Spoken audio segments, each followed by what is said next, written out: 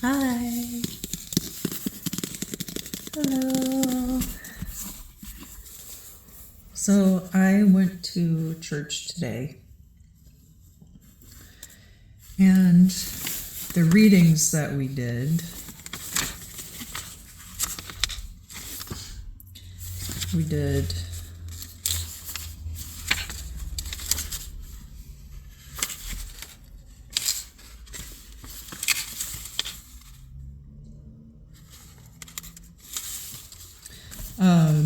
from Galatians, and then we also had part of the Gospel of John, where Jesus takes like 200 denarii worth of bread, and they break it up, and so that it will feed many people.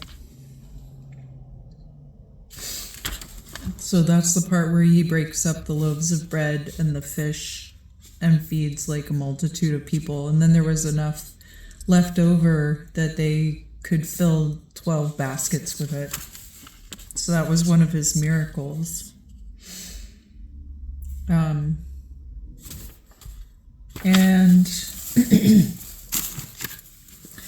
so the homily was about that this morning.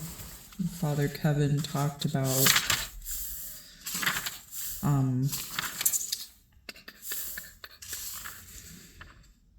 the miracle of multiplication. The Eucharist is basically just a Greek word for a food blessing.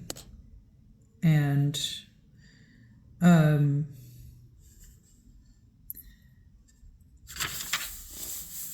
thing that Father Kevin talked about that I really thought was important, I mean, obviously I thought all of this was important, but the part I wanted to talk about today in the video was the idea that rather than focusing on the spectacle of the miracles, Jesus focused on serving others with compassion. And so compassion was the most important common element of his miracles. Because, of course, in this era, we are largely focused on spectacle. And, I mean, you can say what you want about giving people $1,000 out of the blue. Like, it's not really coming from a place of, like, it's coming from a place of wanting to do something to get attention. So we're in a very, like, attention-seeking phase of history right now.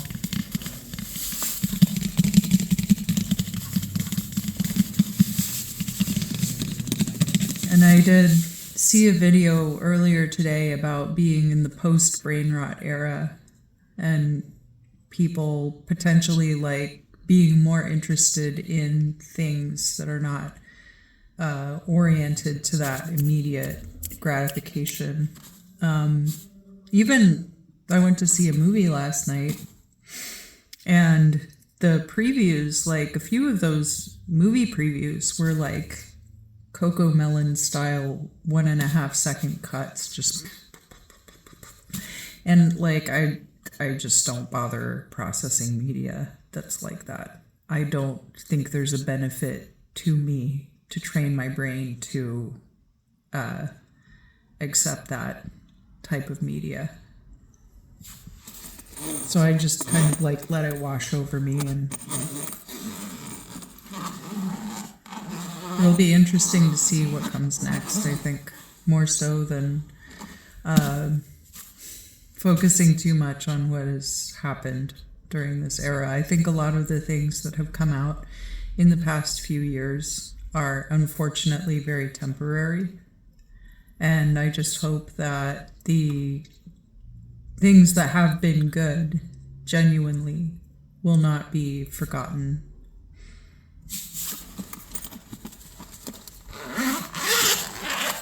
We're going to continue with Joe. Oh, yeah, I also wanted to mention that today I went to the park and I fed some ducks with friends. And it was so much fun. Really like a good time. Before I get questions in the comments, we brought hard-boiled eggs and blueberries to feed to the ducks. So they're allowed to have those things. We didn't bring bread to feed them. I just want to make sure that I clarify that.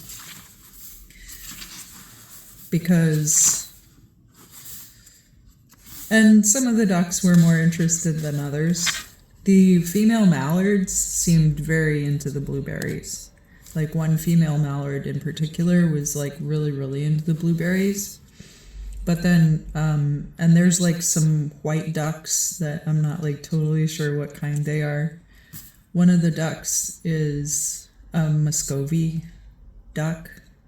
So maybe I'll put some pictures in at this point in the video.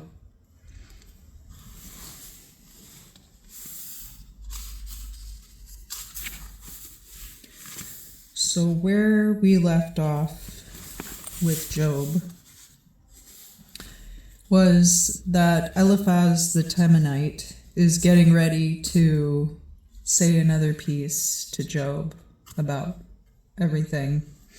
And then we'll get Job's response to that. So I think that I'm going to try to get from chapter 15 all the way to through 17. And then that'll take us to the next response from Bildad.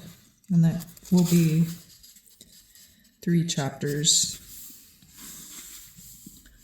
But it'll give us a chance to get through this bit from Eliphaz and then also Job's response.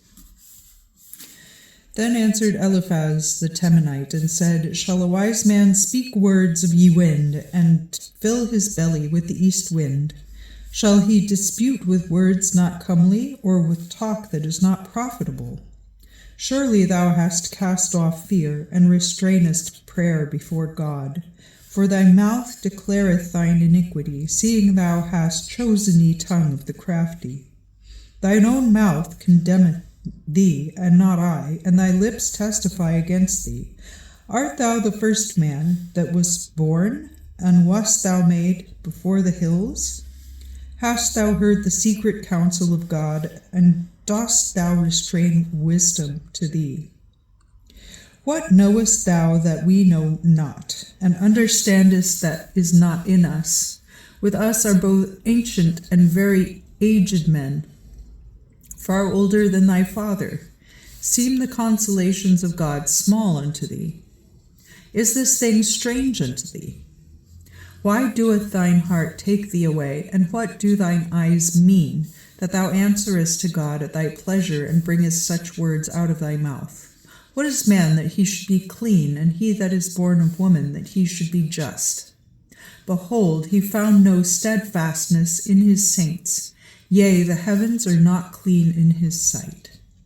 So this already is a slight tone shift for Eliphaz, that he's starting to sound more like Zophar. And it sounds like people are kind of starting to take sides at this point in the narrative.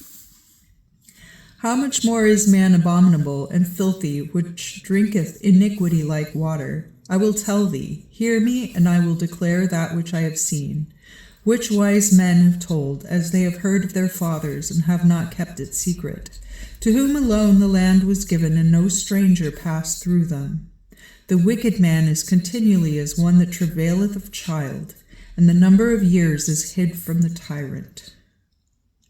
A sound of fear is in his ears, and in his prosperity the destroyer shall come upon him. He believeth not to return out of darkness, for he seeth the sword before him. He wandereth to and from for bread where he may. He knoweth that the day of darkness is prepared at hand. So they're talking here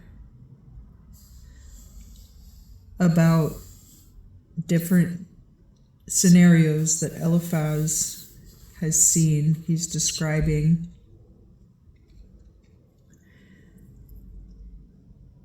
the wicked man is continually as one that travaileth of child, and the number of years is hid from the tyrant.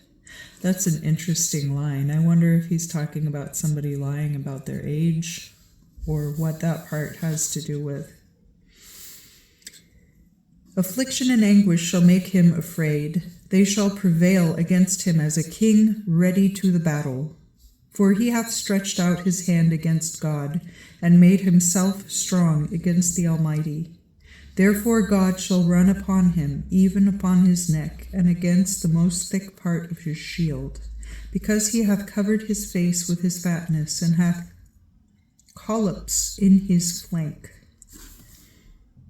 Covered his face with his fatness, and hath collops in his flank. Yeah, God shall run upon him, even upon his neck, and against the most thick part of his shield. So maybe talking about someone who has used their physical largeness as a protection. Though he dwell in desolate cities, and in houses which no man inhabiteth, but are become heaps, he shall not be rich, neither shall his substance continue, neither shall he prolong the perfection thereof in the earth. He shall never depart out of darkness. The flame shall dry up his branches, and he shall go away with the breath of his mouth. He believeth not that he erreth in vanity. Therefore vanity shall be his change. His branch shall not be green, but shall be cut off before his day. God shall destroy him as the vine her sower grape, and shall cast him off as the olive doeth her flower. For the congregation of the hypocrite shall be desolate, and fire shall devour the houses of bribes. For they conceive mischief and bring forth vanity, and their belly hath prepared deceit. It seems here specifically that Eliphaz is talking about something that the reader might have been also aware of. So I'll bookmark that and maybe figure out if there's something else going on there. Hey guys, slightly better informed Virginia here. I did look into the passage in Job 15 where Eliphaz is talking about this very specific scenario that he had seen.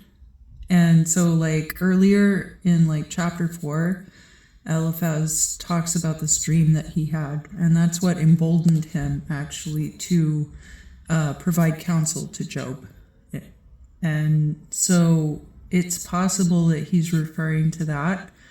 It's also possible that Eliphaz is supposed to be allegorical or represent potentially the wisdom of the Edomites.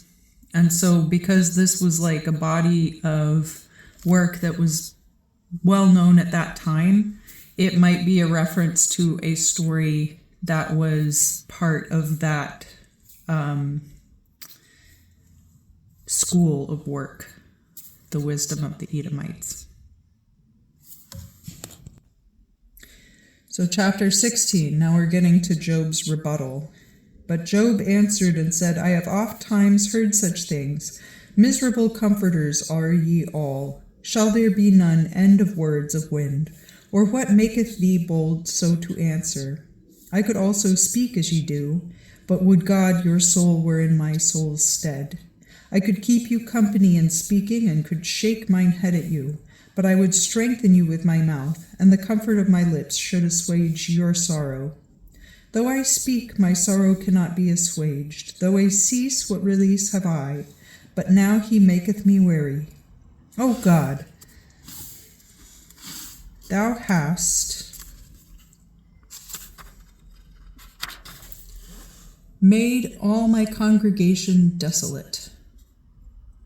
and hast made me full of wrinkles, which is a witness thereof, and my leanness riseth up in me, testifying the same in my face. So he's directly responding to what Eliphaz was saying about this guy who's so fat, and he's using his fat as a shield against God, you know. His wrath hath torn me, and he hateth me, and gnasheth upon me with his teeth. Mine enemy hath sharpened his eyes against me.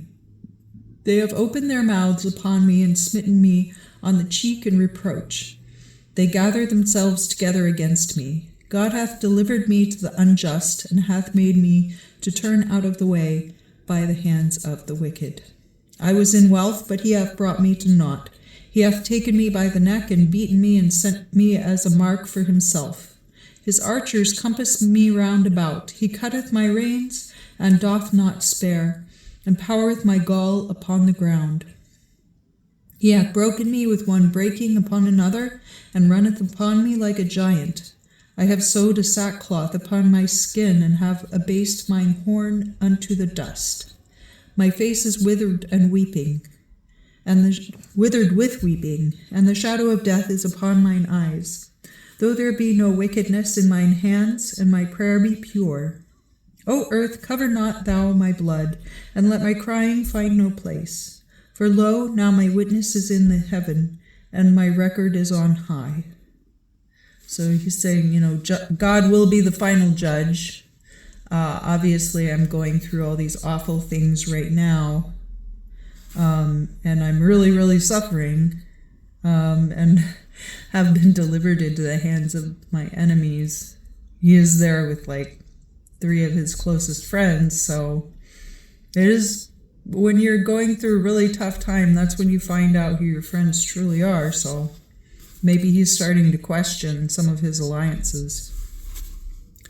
My friends speak eloquently against me, but mine eye poureth out tears unto God. Oh, that a man might plead with God as man with his neighbor, for the years accounted come, and I shall go the way whence I shall not return. My breath is corrupt, my days are cut off, and the grave is ready for me. There are none but mockers with me, and mine eye continueth in their bitterness. Lay down now, and put me in surety for thee. Who is he that will touch mine hand? For thou hast hid their heart from understanding, therefore shalt thou not set them up on high. For the eyes of his children shall fail, that speaketh flattery to his friends. He hath also made me a byword of the people, and I am as a tabret before them.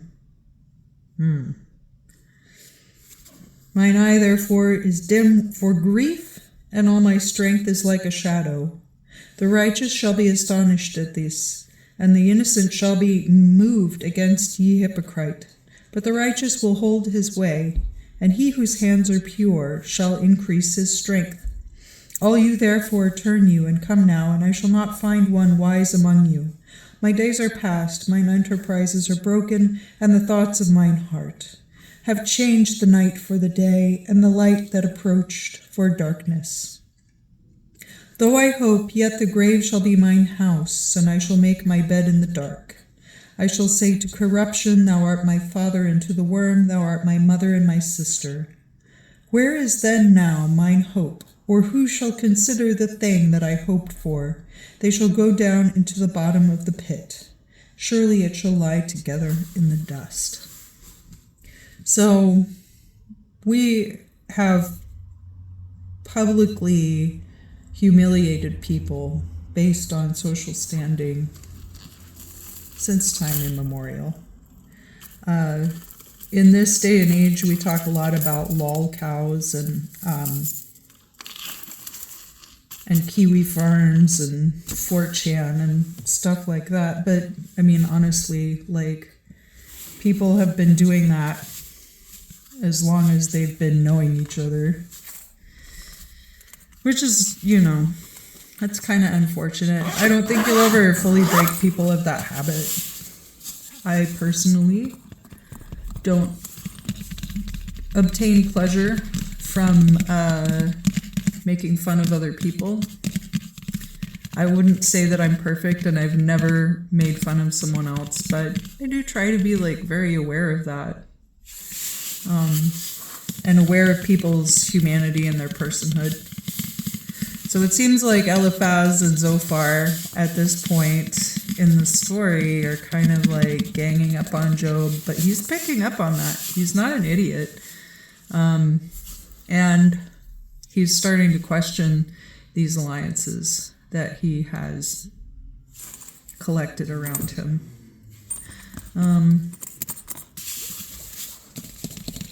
So I'm eager to keep reading. I hope that you guys are enjoying this as well. I hope you're having a blessed Lent, and I look forward to seeing you again very soon.